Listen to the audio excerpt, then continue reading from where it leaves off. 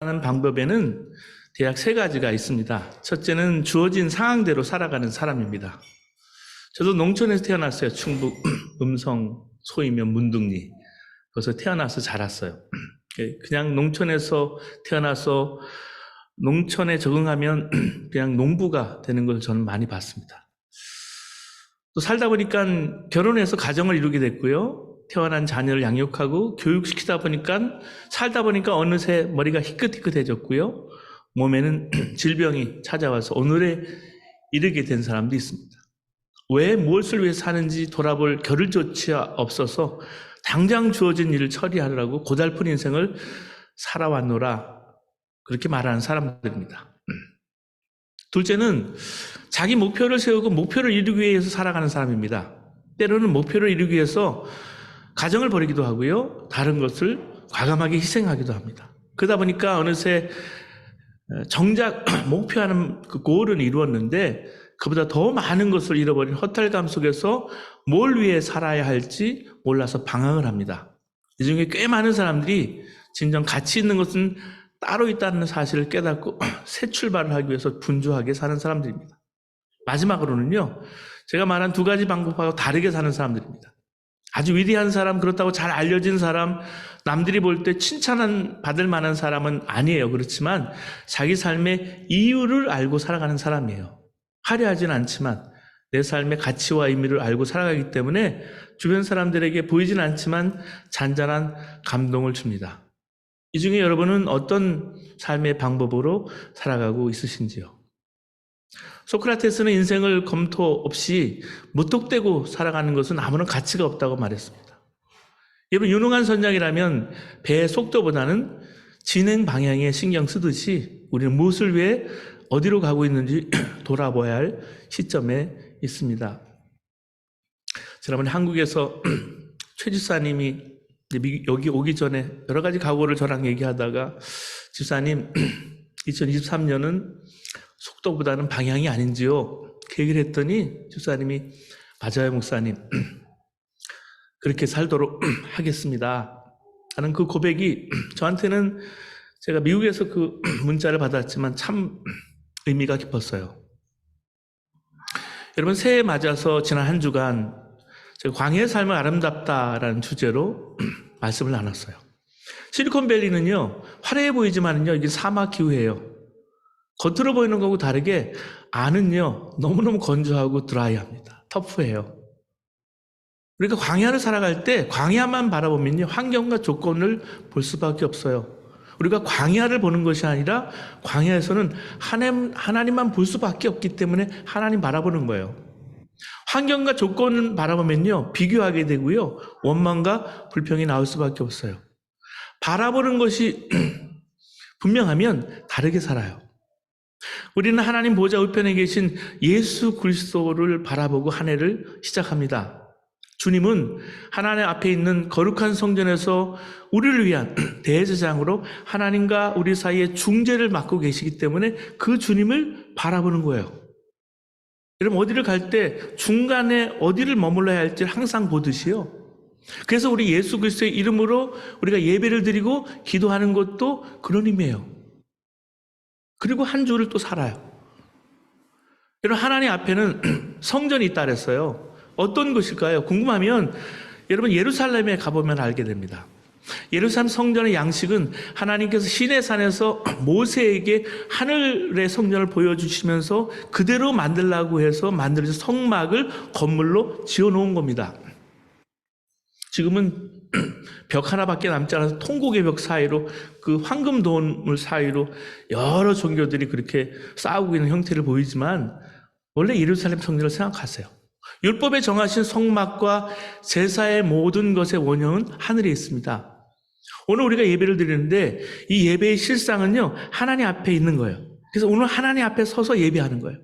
예배당을 보면서 천국을 볼 수 있어야 돼요. 그래서 예배를 드리면서 천국에서 드려지는 예배를 그려보아야 해요. 함께 예배드리는 성도들이 천국에서 함께 영원히 함께 살 이들입니다. 근데 본문에 중요한 말씀이 나옵니다. 6절 보시면 예수께서 이 땅의 제사장과 비교를 하면서 더 좋은 언약의 중재자라고 말합니다. 6절 말씀 함께 보시겠습니다. 그러나 이제 그가 더 아름다운 직분을 얻으셨으니 이는 더 좋은 약속으로 세우신 더 좋은 언약의 중본이라. 여기 더 좋은 언약, 새 언약이라고 말씀했어요. 여러분, 그리스도인이라면 반드시 알고 해야 하는 것, 알고 믿어야 하는 것, 누려야 할 은혜가 있어요. 안타까운 것은 그리스도인들이 그걸 잘 알지 못한다는 것입니다. 오늘 새 언약을 완전히 이해하고 누리는 은혜가 있게 되기를 축복합니다. 여러분, 더 좋은 언약이라고 했는데 그러면 옛 언약도 있다는 거잖아요. 새 언약이니까. 옛 언약은 하나님께서 이스라엘 백성에게 율법을 주셨을 때 약속하신 것을 말하는 거예요. 율법을 지키는 자에게 복을 주시겠다고 하나님께서 약속하셨어요. 출애굽기 보시면요. 출애굽기 19장 5절에서 6절 말씀입니다. 세계가 다 내게 속하였나니 너희가 내 말을 잘 듣고 내 언약을 지키면 너희는 모든 민족 중에서 내 소유가 되겠고 너희가 내게 대하여 제사장 나라가 되며 거룩한 백성이 되리라. 너는 이 말을 이스라엘 자손에게 전할지니라. 신명기 우리 28장, 우리 왜 축복장 말하면 신명기 28장 말씀 많이 보잖아요. 6절까지 말씀이에요. 네가 내 하나님 여호와의 말씀을 삼가 듣고 내가 오늘날 내게 명하는 그 모든 명령을 지켜 행하면 내 하나님 여호와께서 너를 세계 모든 민족에 뛰어나게 하실 것이라. 내가 내 하나님 여호와의 말씀을 순종하면 이 모든 복이 내게 임하여 내게 미치리니 성읍에서도 복을 받고 들에서도 복을 받을 것이며 내 몸의 소생과 내 토지의 소산과 내 짐승의 새끼와 우양의 새끼가 복을 받을 것이며 내 광주리와 떡반죽 그릇이 복을 받을 것이며 내가 들어와도 복을 받고 나가도 복을 받으리라. 이게요, 율법을 주시는 하나님의 계획이에요. 여러분, 하나님의 의도가 뭐냐면 하나님 마음껏 복을 주시려고 하는 거예요. 이스라엘 백성이 복받은 백성인 이유는 이와 같은 언약을 가진 백성이기 때문에 복받는 길을 알고 있는 거죠. 하나님께서는 이스라엘 백성들이 혹 이 율법을 경솔히 여기지 않을까, 가볍게 여기지 않을까, 그래서 율법을 어기면 무서운 형벌이 있을 거라고 약속하셨어요. 그게 신약의 갈라디아서 3장 10절 말씀입니다. 누구든지 율법책에 기록된 대로 모든 일을 항상 행하지 아니하는 자는 저주 아래 있는 자라 하였습니다. 하나님의 언약이 선포되었을 때 이스라엘 백성들은 율법을 내가 다 지킬 것이다, 준행할 것이다 맹세했어요. 출애굽기 19장 8절 보면 백성이 일제히 응답하여 이르되 여호와께서 명령하신 대로 우리가 다 행하리이다. 모세가 백성의 말을 여호와께 전하매. 여러분, 그렇게 하지 않을 사람이 누가 있겠어요? 근데 안타까운 것은 참으로 이스라엘 백성들은 하나님의 언약을 지키지 않았어요. 선지자들이 이스라엘이 망한 이유를 한결같이 얘기하는 것은 이 하나님의 언약, 약속을 깼기 때문이라고, 어겼기 때문이라고 그렇게 말해요. 여러분, 상황이 이렇게 됐어요. 그러니까 하나님께서 이 옛 언약, 첫 번째 언약을 폐기하신 거예요. 하나님이 이랬다 저랬다 할까? 이랬다 저랬다 하려고 한 게 아니에요. 하나님께서 첫 언약을 깨뜨린 것은 그 언약대로 하자면 이스라엘은 완전히 어떻게 해요? 멸망시켜야 되는 거예요. 그래야 되기 때문에 하나님의 마음은 저주가 아니었습니다. 율법을 지켜서 복을 받게 하는 것이잖아요. 그런데 이스라엘 백성들은 율법을 지키지 못했습니다. 그래서 하나님께서는 너무나 놀라운 계획을 세우셨어요. 새 언약, 흔들리지 않는 견고한 언약입니다. 그것은 율법을 지키지 않아도 된다는 것일까요? 아니에요. 오해하지 말아야 합니다. 여러분, 율법이 나쁜 거예요? 법이 나쁜 거예요? 아니잖아요. 율법 그 자체로서는 완전하고 거룩하고 선합니다. 그걸 주신 하나님이 주셨기 때문에 하나님이 완전하신 거예요. 율법 자체는 완전해요. 법은 완전해요. 근데 율법이 주어질 때 출애굽기 19장 18절 보면 시내산의 연기가 자욱하니 여호와께서 불 가운데서 거기 강림하심이라 온 산이 진동하며. 히브리서 12장 21절에도 그 보이는 바가 이렇듯이 무섭기로 모세도 이르되 내가 심히 두렵고 떨린다, 그렇게 말할 정도였어요. 이처럼 여러분, 법을 줄 때, 율법을 줄 때, 약속을 줄 때 웅대하고 장엄하게 사람들에게 이렇게 계시된 거예요. 그래서 율법이요, 결국은 우리가 살 길이고 하나님의 자녀가 되는 길이고 하나님 백성이 되는 길이고 완전한 길입니다. 하나님이 이 견고한 새 언약을 우리에게 주셨어요. 이 율법을 지킬 수 있도록 해 주시겠다는 거예요. 이 새 언약이 오늘 본문에 언급이 됩니다. 10절 말씀 보시면 그날 후에 내가 이스라엘 집으로 세울 언약이 이것이니 내 법을 저희 생각에 두고 저희 마음에 이것을 기록하리라. 나는 저에게 하나님이 되고 저희는 내게 백성이 되리라. 여러분, 하나님의 언약은 하나님께 직접 하나님의 백성들의 마음에 들어오셔서 마음을 뒤집어 놓고 완전히 마음을 바꿔주시겠다는 거예요. 마음에다가 율법을 새겨주시겠다는 그런 의미예요. 마음에 새겨진 율법은 변하지 않습니다.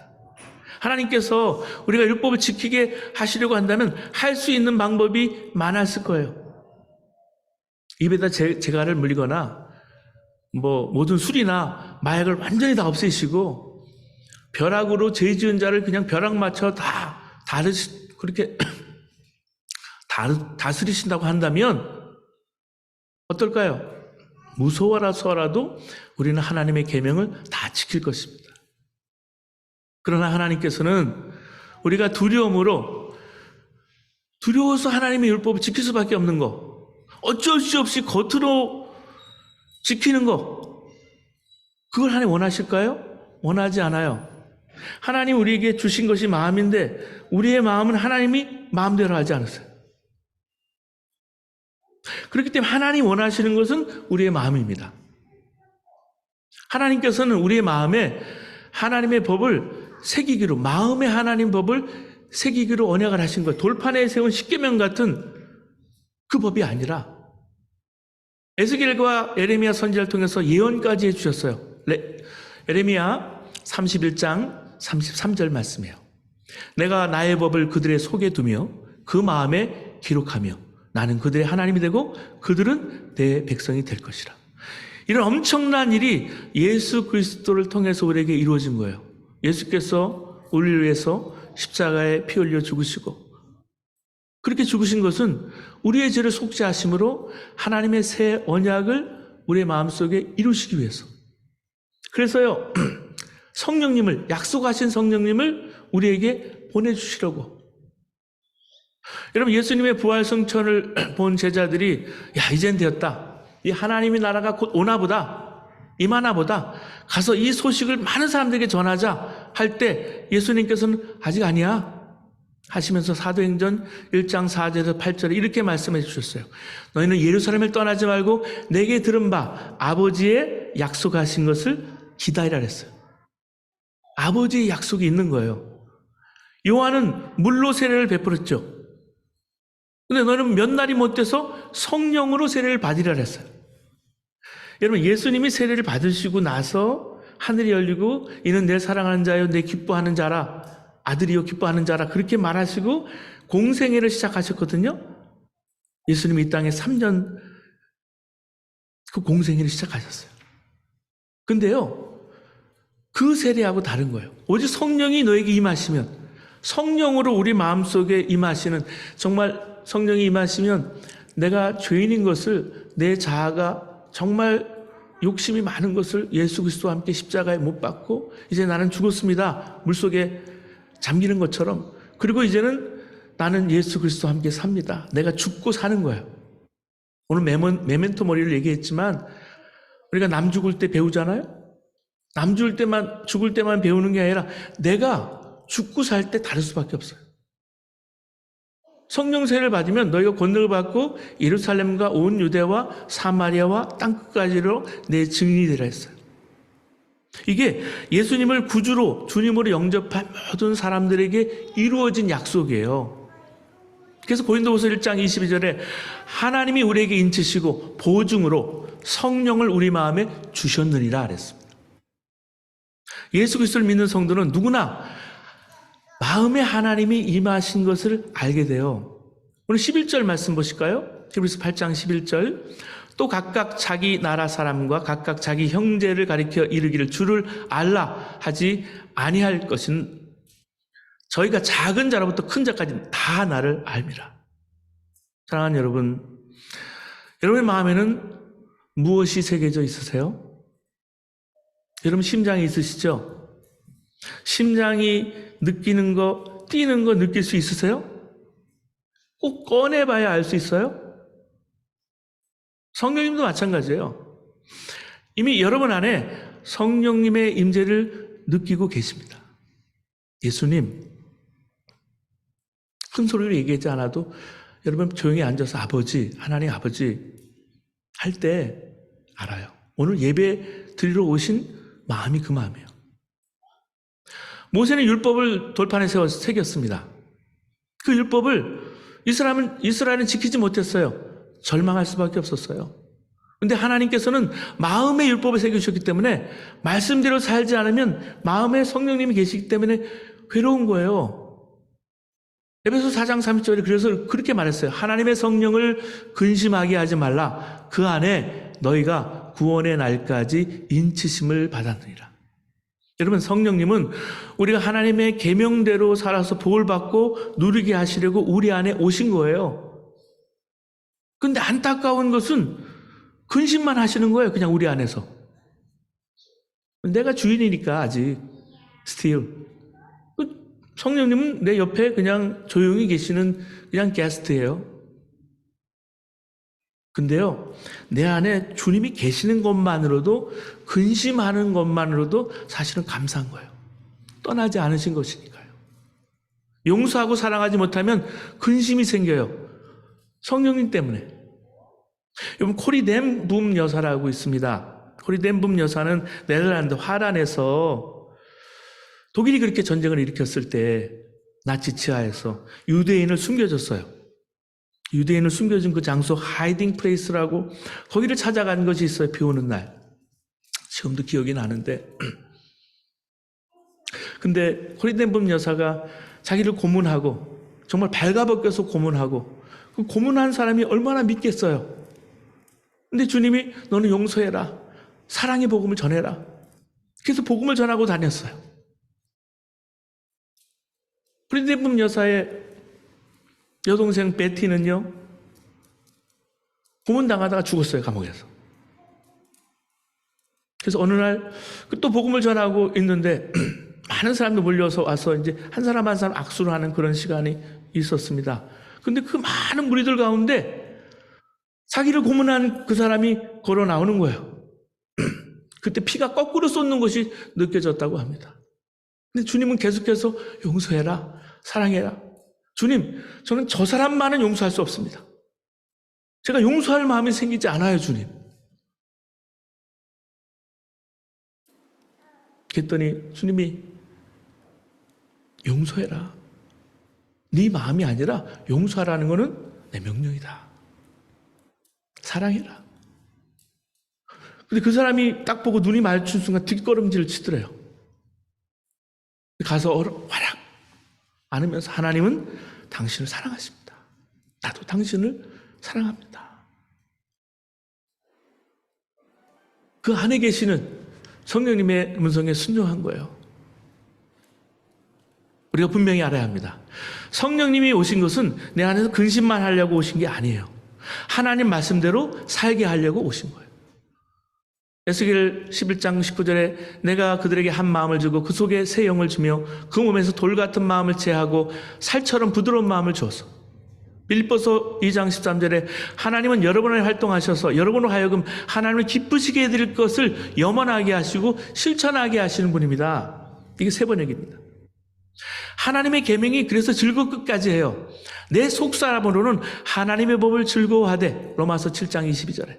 시편 1편에는요 1절 2절에 복 있는 자는 오직 여호와의 율법을 즐거워하며 그 율법을 주야로 묵상하는 자로다. 여러분, 예수님을 믿는 데서 예수님을 사랑하게 이끄는데 주님의 말씀을 지키는 거예요.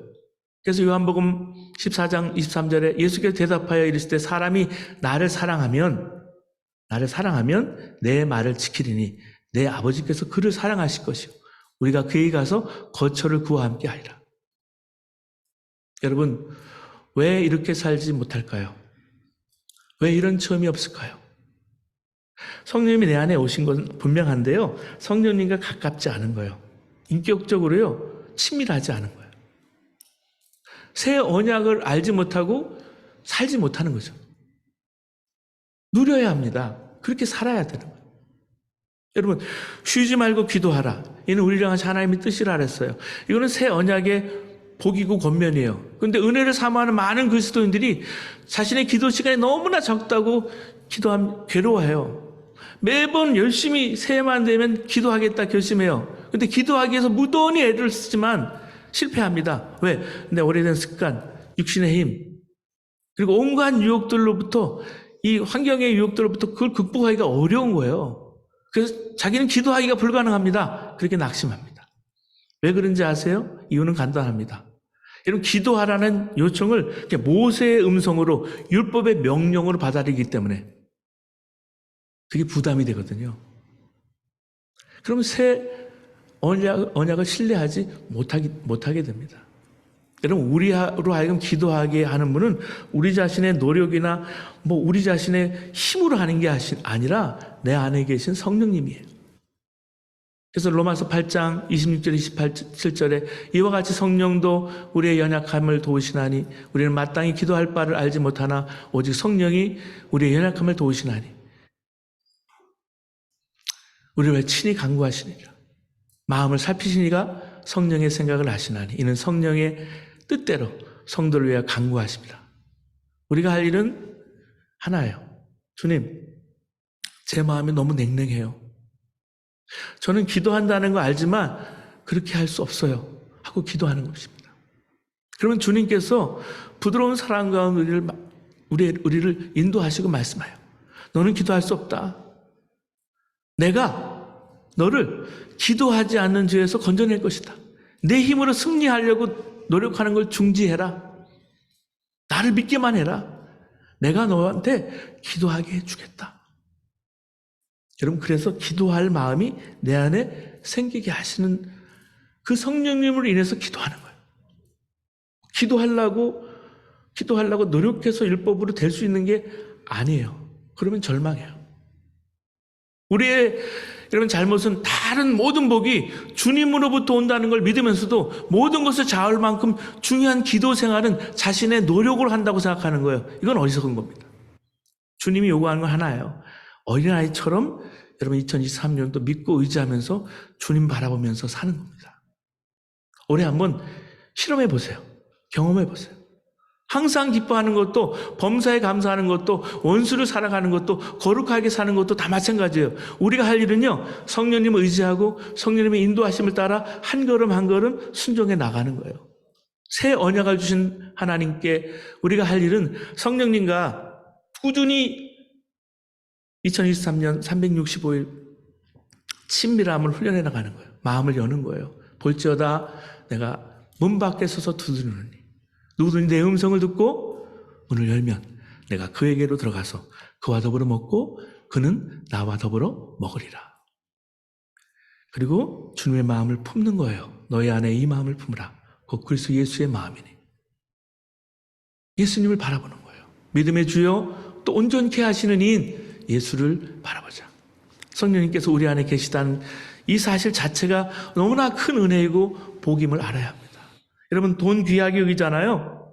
한국에서는 집문서, 등기, 주식, 증권, 금은, 폐물 귀하게 여기죠. 건강도 귀하고요. 명예도 귀하고 성공도 귀하죠. 그러나 진짜 보물은요, 우리 안에 계신 성령님이십니다. 스펄전 목사님이 한 사람부터 좋은 지팡이를 하나 선물 받았어요. 흙단목으로 만들어졌고요.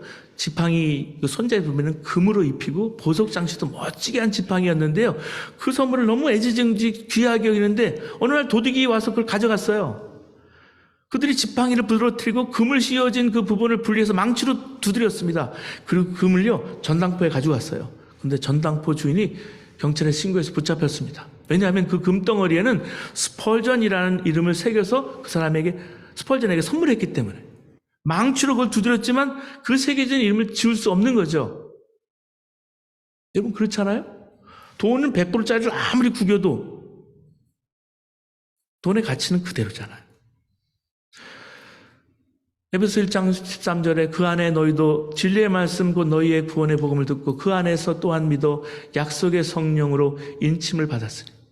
마귀는 이런저런 시험거리로 우리를 실망하게 하고 망가뜨리려 가지만 성령의 인치심은요, 우리를 계속해서 지켜내십니다. 여러분, 이제 두려움이 없어요. 염려가 없어요. 어떻게 하면 하나님께 감사할까, 찬양할까, 이것을 눈뜨고 2023년 성령님께 순종하시는 대로 이런 새 언약의 견고한 믿음을 가지고 나아가시는 저와 여러분 되시기를 주님의 이름으로 축원합니다.